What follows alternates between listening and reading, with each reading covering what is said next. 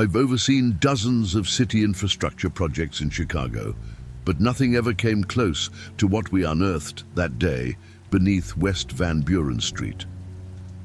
We were rerouting a section of old steam tunnels for a new high-rise, digging into layers of forgotten piping and ancient city skeletons, when one of the excavators hit something solid, too solid. Not rock, not concrete, steel. At first I thought it was some kind of utility chamber, maybe a Cold War-era fallout shelter that got left off the city blueprints. But as we cleared away more rubble, what we revealed didn't make sense. A perfectly circular hatch embedded with old bolts, each marked with strange serial numbers I didn't recognize. No rust, no corrosion, just a faint vibration when you put your hand against the metal, like it was humming. The team marked it for inspection and wrapped up for the day. But I stayed behind. I told myself it was for documentation. Truth was, something about that hatch felt wrong. Not dangerous exactly, more like unfinished business, like it had been waiting to be found. Around midnight, I returned alone. The street was quiet, the site locked. I knew the codes. Descending into the pit, flashlight in hand, I felt the weight of the city above me. I approached the hatch, tools ready, heart pounding. I knelt, loosened a few bolts, and gently pried it open. That's when I felt it. A blast of cold air, stale, dry, and old. It didn't smell like earth or mold. It smelled sterile, like a place sealed off from life for too long. Inside was a metal staircase, slick with condensation, spiraling down into pitch black. No lights, no sound, just the faint echo of my own breath bouncing off something too far below to see. I hesitated. Then I took the first step. Each creak of the metal stair beneath my boots echoed like a scream in that silence. As I descended, I kept expecting to hit a bottom, a floor, a room, anything, but the spiral just kept going deeper and deeper. After what felt like 10 stories down, I reached a narrow corridor. Stone walls, but not natural, chiseled and smoothed, like someone had carved them, with precision tools. I aimed my flashlight ahead.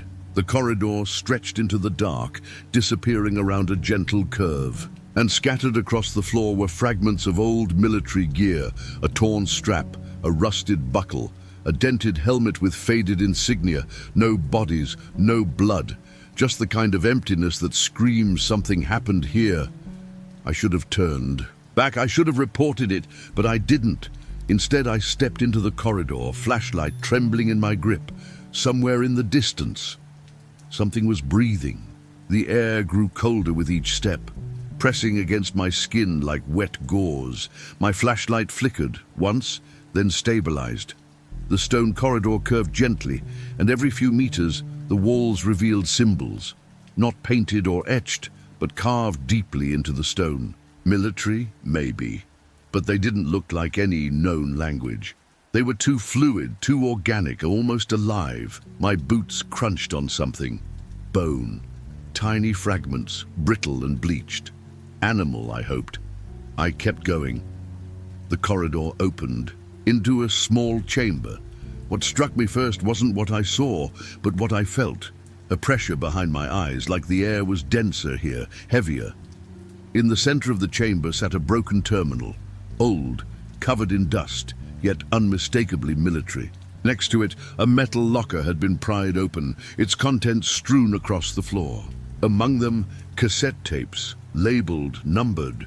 Most were broken or melted, but one, the 17 Last Watch, remained intact. I pocketed it. Suddenly, behind me, a sound, a slow, dragging scrape. I spun, light shaking. Nothing, but I knew I wasn't alone.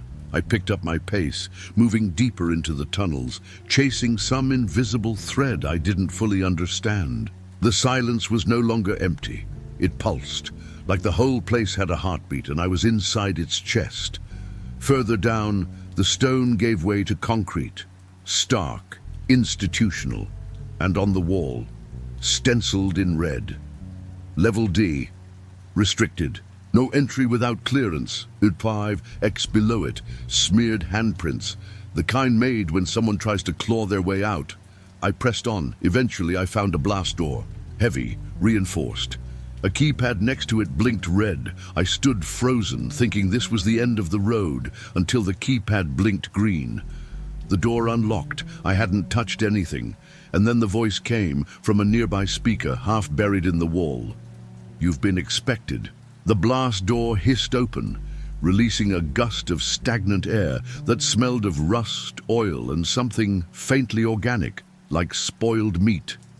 The corridor beyond was lit, but barely. Emergency lights pulsed in a sickly red, bathing everything. In a surreal, blood-like hue. The walls here were smoother, newer, military-grade, reinforced steel and concrete. This part of the tunnel system wasn't old. It was still in use. As I stepped inside, motion sensors hummed faintly, tracking my movement. Cameras followed me. I could hear them shifting in their sockets, but no one stopped me, no alarms, no voices. Just that same suffocating silence, now thickened with anticipation. About 20 yards in, I passed a door labeled Observation Room 3, Project Vigilance. It was ajar. Inside, shattered glass, overturned chairs, and a single humming, reel-to-reel machine still spinning, even though the tape had run out long ago. On the walls, photos, dozens of them, pinned, clipped, burned at the edges, all taken from surveillance cameras. Most of them were of tunnels, but some were of people. Men and women, all wearing the same blank expression, their eyes unfocused, their mouths slightly open, as if they were in mid-sentence or mid-scream. Some of the photos were dated 1956, 1974, 1991, 2003. The same faces, unaged. I didn't want to believe what I was seeing. I stepped back, heart hammering, when the tape in my pocket, taped the Duke 17, suddenly began to emit a low whine. I hadn't touched it. I pulled it out. It vibrated slightly in my hand, like it was reacting. Then the lights cut out. Darkness. Total. In that instant, I felt movement behind me. Not footsteps, breathing, shallow, close, just inches from my neck. I turned with my flashlight. Nothing. But when I looked back into the corridor, the red emergency lights flickered back on. And something crossed the hallway just ahead. A shape, tall, unnatural, gliding. It didn't make a sound. I ran. Not out. Deeper. Instinctively, past more doors, some marked with warnings, others simply labeled storage or decontamination. One door had claw marks, real ones, deep, in steel. Eventually I found myself at an elevator bay, dusty, but operational. One of the call buttons was already glowing. I didn't press anything, but the doors opened.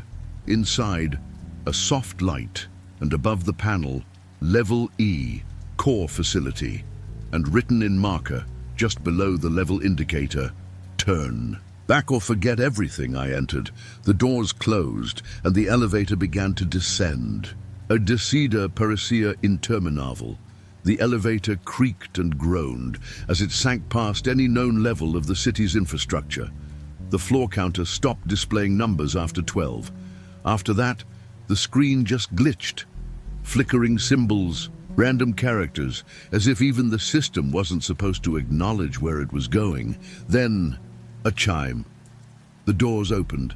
The temperature dropped instantly. My breath came out in visible clouds. The walls were no longer steel.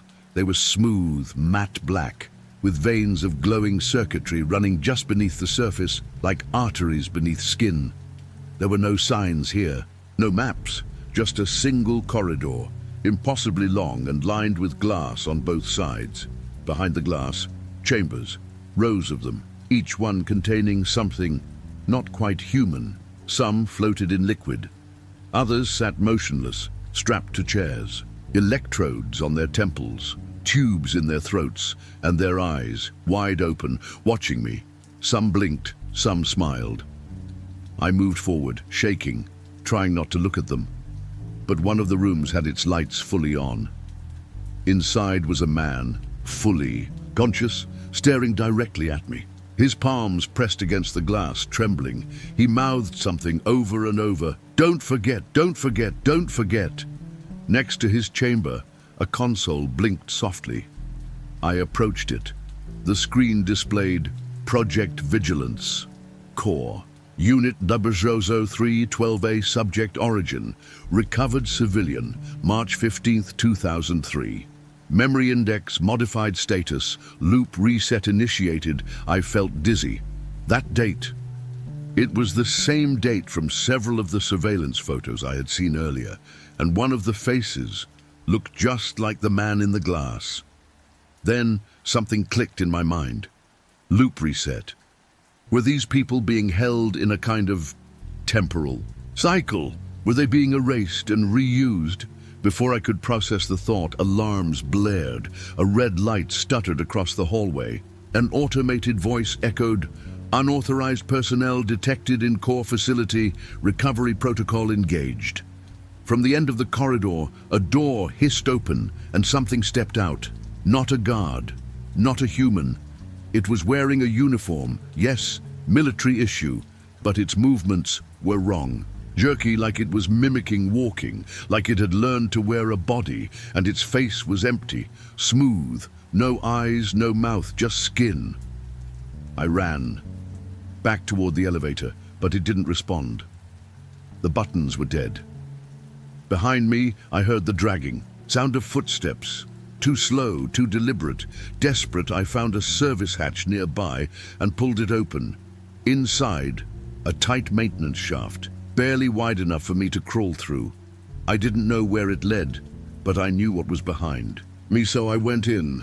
After reporting his discovery to the city's infrastructure division, Mark expected immediate interest. Instead, he was met with vague dismissals, lost paperwork, and a warning to drop the matter. But the images he'd captured, the endless tunnels, the military crates, the sealed doors marked with symbols, haunted him. Something beneath Chicago wasn't just hidden, it was buried. Unable to let it go, Mark contacted a local urban explorer named Jules, who had heard rumors of subterranean sectors never mapped by the city. They met under the guise of a late-night inspection and descended once again through the hole behind the concrete wall. The atmosphere was different this time. There was a hum, low, pulsing, mechanical. Deeper within the tunnels they found what looked like an old Cold War command post. Screens long dead, cables hanging from walls, half-rotted chairs facing what looked like control panels for surveillance of the surface. But it was the vault they found at the very end that stopped them. Thick steel door with a biometric scanner stood wide open. Inside, a room lined with metal walls, dim red emergency lights still pulsing. Tapes, some still labeled with dates from the 60s and 70s, sat on a long table.